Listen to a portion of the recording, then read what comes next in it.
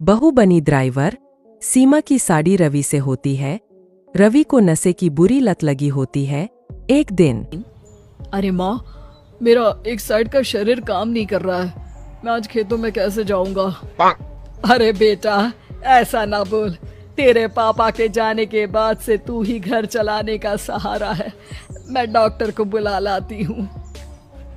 देखिए बहन जी, रोहन के शरीर के एक साइड में लकवा है। अब वो कभी ट्रैक्टर नहीं चला पाएगा। घर में मंहूसियत का माहौल हो जाता है। लीजिए माँ जी, रोटी खा लीजिए। अरे बेटा, मुझे तो भविष्य की चिंता हो रही है। मेरा एक ही बेटा है और वो भी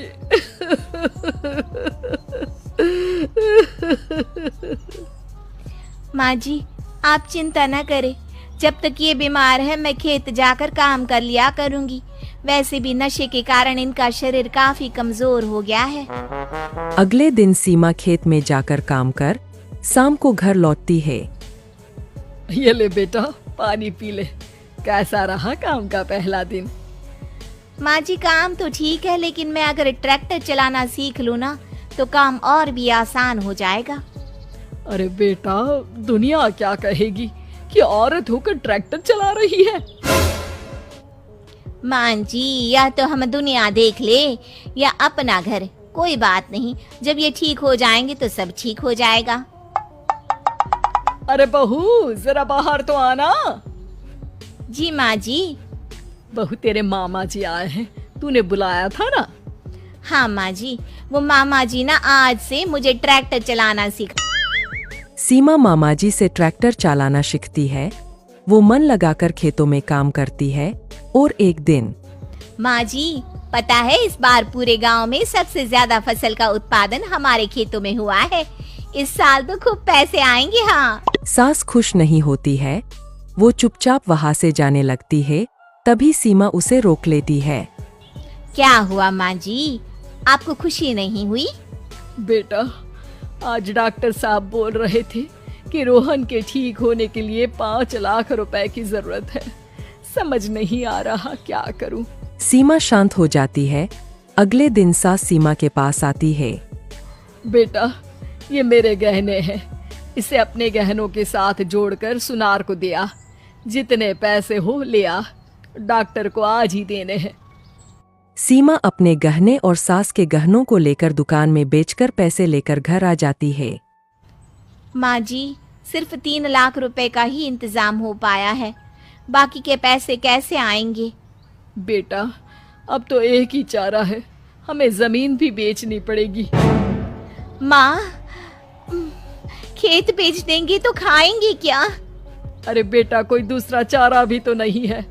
रोहन ठीक हो जाए तो वो मेहनत करके इससे भी बड़ी जमीन ले लेगा। सास बहू मिलकर खेत भी बेच देते हैं। अब पूरे पैसे लेकर सास डॉक्टर के पास जाती है। डॉक्टर साहब, ये लीजिए सारे पैसे। बस किसी तरह मेरे बेटे को ठीक कर दीजिए। आपका बेटा ठीक तो हो जाएगा, लेकिन 6 महीने का समय लगेगा। सास बहू सोच में पड़ जाते हैं कि अब तो कोई जारिया भी नहीं रहा जहाँ से उन लोगों की कमाई हो। अब कमाएंगे नहीं तो खाएंगे क्या? माँ जी, मेरे माता पिता ने लड़की होने के कारण मुझे ज्यादा पढ़ाया लिखाया नहीं, लेकिन ट्रैक्टर चलाना सीखकर मैं कुछ काम करने के लायक तो हो ही गई हूँ। अरे बेटा, ट्रैक्टर अब कहाँ चलाएगी? खेत तो बिक गए हैं। माँ जी, मैं किसी और के खेतों में दिहाड़ी में काम कर लूंगी, कुछ तो पैसे आएंगे ही ना। कहकर सीमा काम करना स्टार्ट कर देती है। जैसे तैसे उन पैसों से गुजारा चल ही रहा था। माँ जी, पास के अस्पताल से मुझे नौकरी के लिए ऑफर आया है।